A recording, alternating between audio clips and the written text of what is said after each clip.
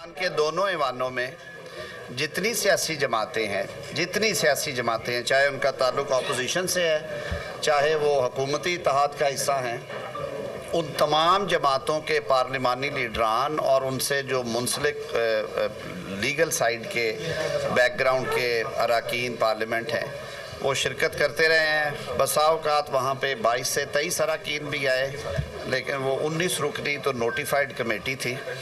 हमने उसमें काफ़ी थ्रेडबेयर बातें की, कुछ शुरू में डिस्कशंस थी, फिर एक खाका जो था ड्राफ्ट का वो आया।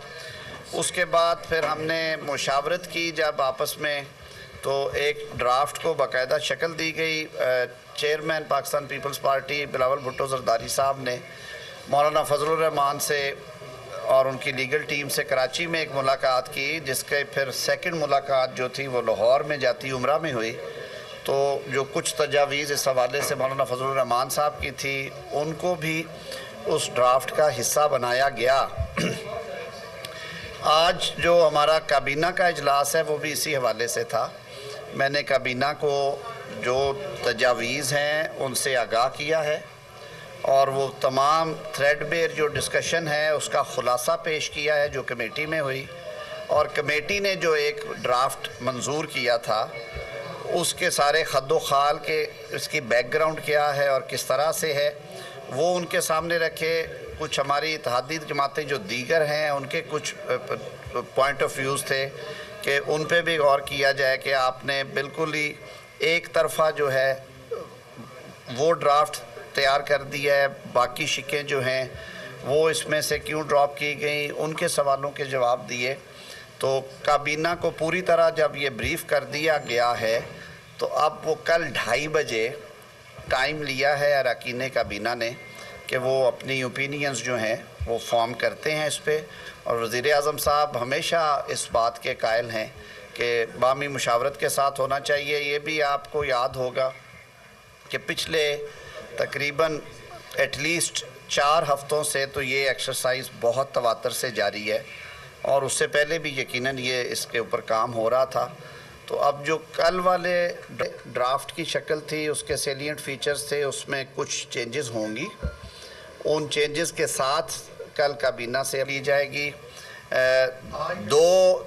आज ही ली जाएगी। इसमें जो इम्पोर्टेंट चीज़ें हैं वो ये हैं कि जो पॉलिटिकल सॉलिडारिटी शो करने के लिए ये भी इम्कान है कि ये किसी सियासी जमात की तरफ से पेश किया जाए फ्लोर ऑफ द हाउस पे, तो उस सूरत में भी हुकूमत की इजाज़त आईनी तरमीम के लिए। और चार्ज एक्सपेंस है इसमें, जो आपने उस ड्राफ्ट में देखा होगा कि अगर आईनी बेंचेस कायम होने हैं तो हमने जो जजेस की अपॉइंटमेंट को बेहतर करने के लिए और उनकी परफॉर्मेंस एवेलुएशन के लिए और एहतसाब के अमल को शफाफ और तेज़ बनाने के लिए टाइमलाइंस दी हैं, तो उसके साथ हमने 2 वहाँ पे सेक्रेटेरिएट भी कायम करने की आइन में शिकें डाली हैं। जुडिशल कमीशन ऑफ पाकिस्तान का कोई सेक्रेटेरिएट, उनके पास डेटा रिकॉर्ड्स के लिए बहुत मेहनत करना पड़ती है रजिस्ट्रार ऑफिस को। जजेस की अकाउंटेबिलिटी के आर्टिकल 209 के रेफरेंसेस के लिए भी सेपरेट कोई इंतज़ाम नहीं है। सुप्रीम कोर्ट का स्टाफ ही वो सारा कुछ करता है, जिसकी वजह से फ़ैसले साल हर साल नहीं होते और वो पड़े रहते हैं। तो उसके लिए चार्ज एक्सपेंस में आर्टिकल 81 इंट्रोड्यूस करवाया, जिसके लिए भी शर्त है कि वफाकी काबीना उसकी इजाज़त दे। ये भी कल मामला तय होगा कि ये सरकारी बिल के तौर पे पेश किया जाए या हमारे जो हलीफ जमातें हैं उनकी तरफ से आए, या जैसे मौलाना फजलुर रहमान साहब ने ख्वाहिश का इजहार किया कि ये बिल में इतनी अच्छी चीज़ें हैं कि उनकी भी ख्वाहिश है कि वो ये बिल असम्बली में पेश करें। तो ये सारे फ़ैसले जो हैं इंशाअल्लाह उल अज़ीज़ कल 2:30 बजे होंगे। कल 3 बजे सेनेट का इजलास तलब किया गया है। हम आज 3 बजे, मैं माजरत चाहता हूँ, मेरा ज़रा थोड़ा कैलेंडर उल्टा हुआ है और इतवार को बड़ी दफ़ा हो गई हैं जी। इतवार को पार्लियामान के कैलेंडर में ऐसी कोई छुट्टी नहीं है और हमने बहुत दफ़ा हमने बजट पास किए हैं इतवार को। ये तो बहुत अहम काम है जो होने जा रहा है।